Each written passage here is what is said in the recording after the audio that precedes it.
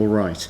So next then, Hospitality New Zealand Canterbury branch, Peter Morrison and Anna Halliday. And again, a written submission has been provided and made available to council as previously. Peter and Anna, good morning. Thank you for joining us. Thank you. As most of you all know me, I'm Peter Morrison and I am the Hospitality New Zealand Canterbury branch president and also on the national board of Hospitality New Zealand. Beside me is Anna Halliday, our Central South Island regional manager for Hospitality New Zealand, and our national operations manager Amy McLean-Minty puts her apologies for today's deputation. The Canterbury branch of Hospitality New Zealand comprises of 395 members. We appreciate the opportunity to speak, but I must say we were disappointed with the lack of notice we were given to make this deputation. However, we appreciate the urgency needed and hope the same urgency can be given to some of our key anchor projects, specifically the Metro Sports Facility and the Canterbury Multi-Use Arena. The PowerPoint presentation is a snapshot of some of our key data for the Council's information. You're not seeing this, of course, but you have been given a paper copy and I think you might even have it on your laptops. Hospitality businesses in Christchurch were already struggling to survive with increased compliance costs and ongoing delays in the anchor projects, which were failing to draw tourists to the city in sufficient numbers. Food and beverage businesses typically operate on a 10 to 15% margin, and much of this was eroded by the recent second round of compulsory minimum wage increases, which consisted of a 14% impact on already minimal margins. Commercial rates alone can account for $20,000 per year overhead for a small 250 metre squared cafe. Visitors are essential for fuel spending in the services economy, and in the pre-COVID-19 environment, Christchurch was already struggling to attract the volume required to sustain a growing hospitality sector. Christchurch was poised on the edge of recovery with an amazing quiver of experiences and hospitality to offer the tourism market as a whole. With the multi-use sports arena finally breaking ground, Trends 2020 committed to showcasing tourism operators to a worldwide audience in May just gone, and the convention centre Tipai on track to open in October this year. Hospitality businesses were finally seeing the light at the end of the decade of darkness. Sadly, COVID-19 has just snuffed out that light. The impacts of COVID-19 and the effects on the health system, economy and the well-being of people is not to be underestimated. The pandemic is the process of unilaterally and unequivocally wreaking havoc on an already exhausted industry. Our traditional accommodation sector, pre-COVID-19 short-term accommodation rentals, which is, as you know, we've been here before about this, Airbnb and Book a Batch, we're already having a dire effect on the commercial accommodation sector, and the Council are very aware of this. Whilst the New Zealand borders remain closed, the commercial accommodation sector have had the majority of their income eroded overnight, and many will not survive the coming winter months. There has been no indication from the New Zealand Government as to when the borders will open again, and subsequently this is a heavy reliance on domestic tourism. Unfortunately, domestic tourists are already electing to stay in these short-term accommodation rentals, and it is irresponsible for any council to turn a blind eye to short-term rental activity at the demise of the commercial accommodation sector. The food and beverage sector have also faced significant challenges with 5 weeks of lockdown, during which time they were committed to paying significant fixed costs, including rent, utilities, commercial rates and insurance, with zero income coming in. This in turn reduced any fiscal equity business owners had previously generated and prevented them from accessing the first round of government-sponsored via the retail bank loans. Under alert levels 3 and 2, the industry could at least operate, but with great inefficiencies, and only as a high-cost, low-volume, low-return model. Many businesses opened their doors in this restrictive environment for fear of alienating their customers further and eroding their client base to the extent that their businesses were no longer viable. With zero to minimal income for 5 to 7 weeks, and in spite of substantial financial help from the government, the wage subsidy, some taxation compliance flexibility, and the dubious honour of taking on more debt, hospitality businesses are still existing on the edge of marginal. Where the two most recent minimum wage increases have sapped 11% from the average 15% profit margin, these businesses are now turning over money with little hope of profitability. If these enterprises are trying to service existing debt on a baseline of 4% profit margin, a massive income interruption like the COVID-19 operational restrictions will result in job losses.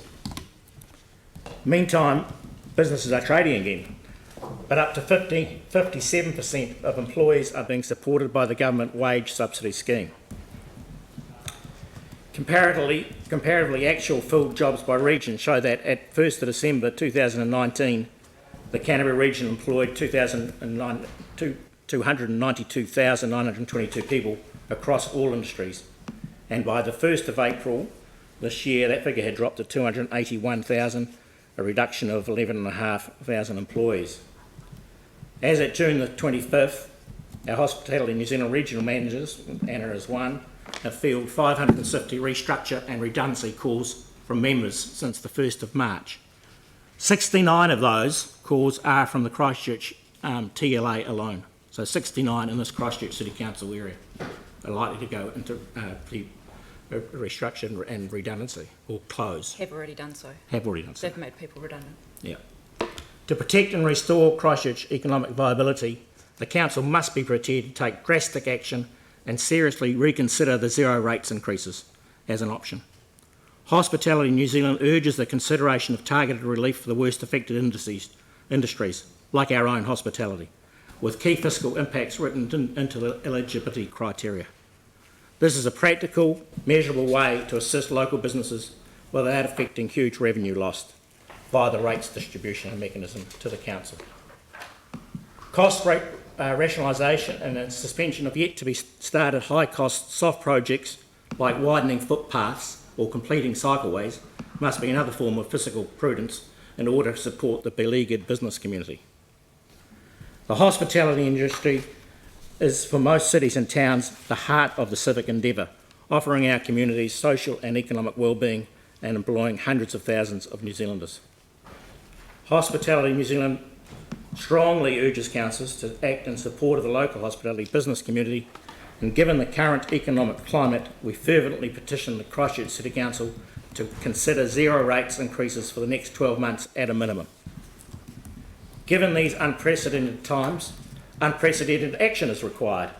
We propose the following: zero rate increases. We acknowledge Christchurch City Council, as part of their COVID-19 relief package, announced a 6-month rate deferral for businesses that have suffered a 30% drop in income as a result of the pandemic. In the current climate, Hospitality New Zealand again strongly urges you to consider zero rates increases for the next 12 months at a minimum. Temporary rates for emissions. Councils should consider rate emissions or rebate options for businesses adversely affected by COVID-19, including delaying rate instalments and waiving late payment fees. These should be time-bound, we suggest up to 6 months. Zero increase to alcohol licensing fees.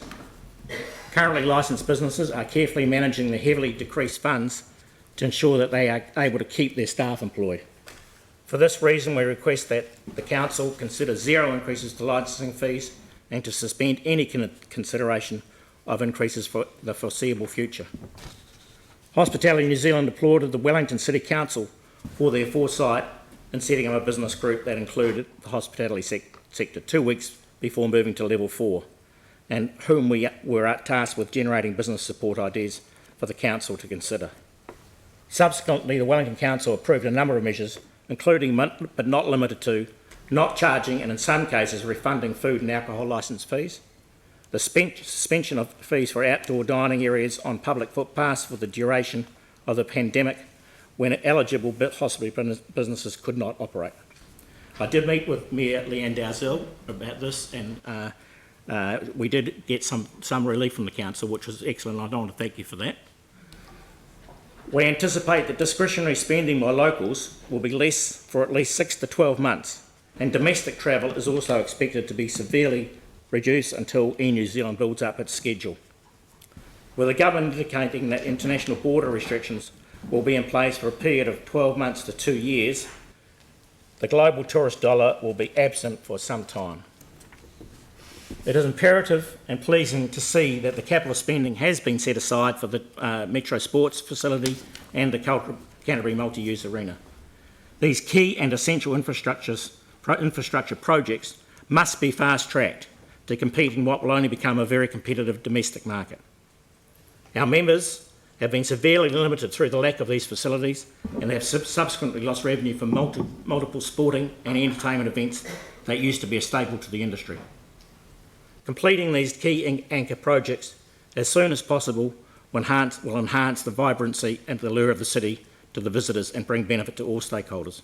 Now, that has brought us to the end of the time set aside for the submission, unfortunately. So if I could just ask you to wrap up any key points quickly.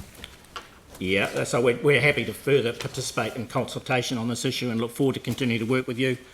We urge your CEO to hurry her review of staff levels, the staffing numbers and also the staff salaries. We're aware that there are still 400 people that were taken on for the earthquake that are still working in the council, and we agree wholeheartedly with Richard Pebble's submission earlier this week.